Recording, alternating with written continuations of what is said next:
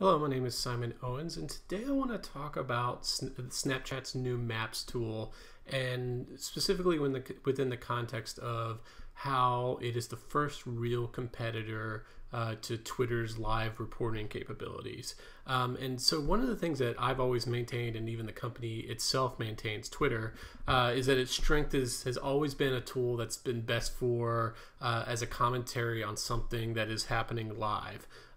You see, from the early days of Twitter in 2008, when people were live tweeting things like the presidential debates or the Super Bowl, all the way up to some of its most powerful usages during kind of like the Arab Spring or in Ferguson. Nothing has been a better mechanism for me being able to find people who were actually on the ground witnessing whatever event that was happening, the foremost experts on whatever thing was being debated in that time, and being able to follow those people, follow them via hashtags, follow their individual accounts through Twitter list, and really get the most firsthand, most expert viewing or witnessing of what was actually happening, and so like to show that how nothing really compares to what Twitter has been able to do. Think of like Facebook during Ferguson. It was roundly criticized that while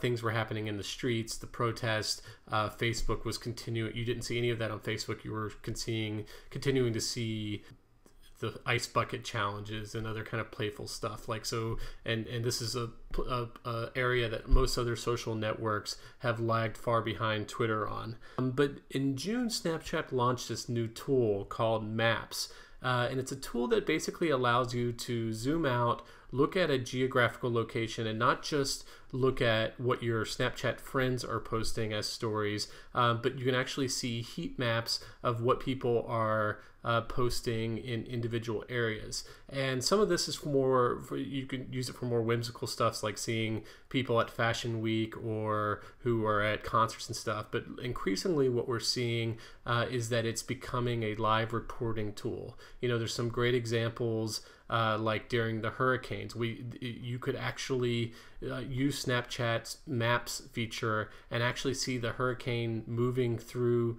the Caribbean in real time. You could see the devastation and the aftermath in real time. It's been used all over the world, like during and after earthquakes. And then most notably, it was just recently used in Las Vegas during the mass shooting. Like, you saw people deploying their Snapchat stories in real time while the actual sounds of the gunfire were going off. You saw videos of people running panic through the streets. This is a capability that's, I don't know if it surprised Snapchat, if this is something they thought was going to happen, but it's become an incredibly powerful way for people to zoom in on what's happening in location.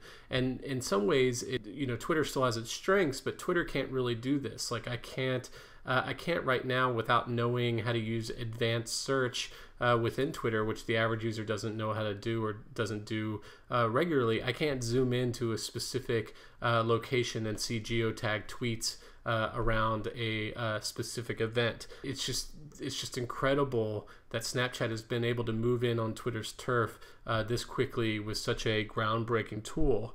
Now, that's not to say, like, Twitter is still the undisputed king of live discussion, especially for instance, when like Rex Tillerson made his announcement yesterday that he never intended to quit the Trump administration. There was just amazing live discussion going on between politicos and newsmakers when that was happening, and Snapchat wouldn't really play a part in that because it's not like a live event where you were somehow benefited from being in that geographical location. But when it comes to actual news happening in real time that is location specific, I think Snapchat has really kind of moved in on Twitter's turf and has created this really new interesting dynamic and an interesting way of using Snapchat, and a use case for it that goes beyond its whimsical just sending messages to friends. So I think it's pretty cool. We're seeing new and innovative ways in which people are using these tools to collaborate and really kind of replace some of the mechanisms of the mainstream media. And yeah, kudos to Snapchat for creating such an innovative tool.